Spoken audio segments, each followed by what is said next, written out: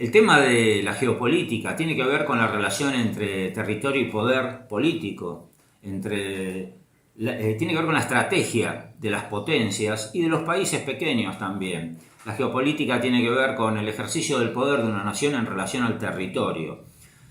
La geopolítica de Inglaterra, como la de Estados Unidos, es una geopolítica imperialista, y una de las claves de la geopolítica imperialista es que buscan siempre dividir, fragmentar a los países a los que atacan. ¿Por qué? Es simple. Una cosa es tratar con una Sudamérica organizada en Estado nacional único, un mismo país, y otra cosa es tratar con 20 o 30 países chiquititos que no constituyen una unidad económica y entonces van a poder ser atados como furgón de cola a los intereses económicos extranjeros. Y a partir de que los atan económicamente a los intereses extranjeros, los someten políticamente. La deuda externa, cada vez que nos han endeudado y nos siguen endeudando, es una forma de ponernos una argolla al cuello. El político, el gobernante que impone a nuestro país endeudamiento externo, es evidente que trabaja para poderes extranjeros, imperialistas, y que nos está poniendo la argolla al cuello y nos está esclavizando al servicio del imperialismo extranjero. Inglaterra buscó siempre fragmentar a los países que quiere dominar. Inclusive cuando Gandhi libera la India, antes de irse, porque se tuvieron que ir, los ingleses sembraron cizaña y dividieron la India en dos países diferentes, que finalmente fueron tres: India, Pakistán y Bangladesh.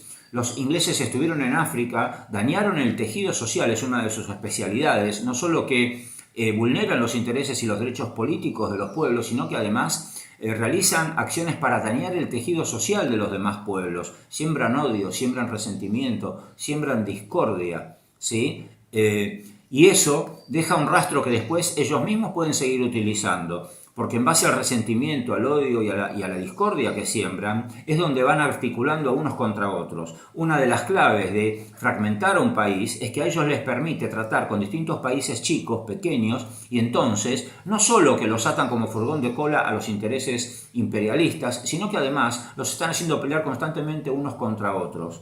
Eso Inglaterra lo hizo en Sudamérica cuando cuando rompió la unidad geopolítica del Río de la Plata, cuando enfrentó en guerras a Paraguay con Bolivia, a Bolivia con Perú y Chile, a Chile con Argentina. En América Central, la República Centroamericana Federal era un único país y los ingleses lo fragmentaron, lo dividieron en 5 países distintos, que eran las provincias de Guatemala, Honduras, Costa Rica, Nicaragua y El Salvador.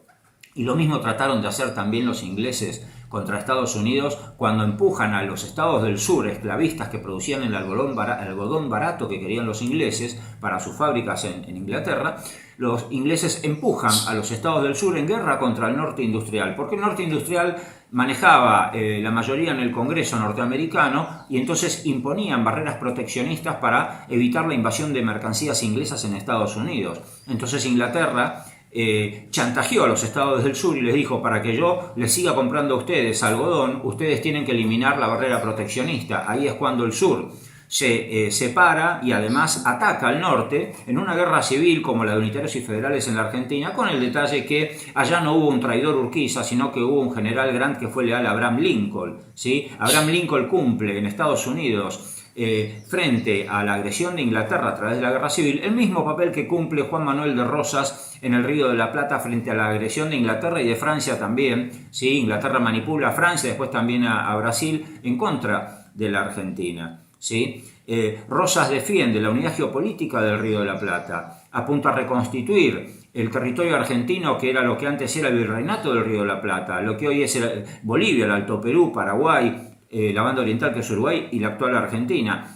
Por eso Inglaterra ataca una y otra vez a la Confederación Argentina y a su jefe, a Juan Manuel de Rosas, porque era una disputa por la unidad geopolítica que quería mantener Rosas del Río de la Plata y la fragmentación del Río de la Plata que querían imponer los ingleses en función de sus propios objetivos y que finalmente lo obtuvieron. Y hay que decir que después de derrotar a la Argentina en la batalla de Caseros, los ingleses arrasan a Paraguay en la guerra que culmina en la batalla de Cerro Corá con la muerte del gran mariscal de nuestra América, Francisco Solano López. La unidad política entre los patriotas de nuestros países es tal que José de San Martín, en su testamento, le deja el sable a Juan Manuel de Rosas en reconocimiento al patriotismo de Rosas. Y cuando se produce la guerra dirigida por Inglaterra, impulsada por Inglaterra, de Río de Janeiro, Montevideo y Buenos Aires, contra nuestro hermano pueblo paraguayo, encabezado, liderado por el gran mariscal Francisco Solano López, Juan Manuel de Rosas le deja en su testamento el sable de José de San Martín que recibió del propio Libertador en testamento.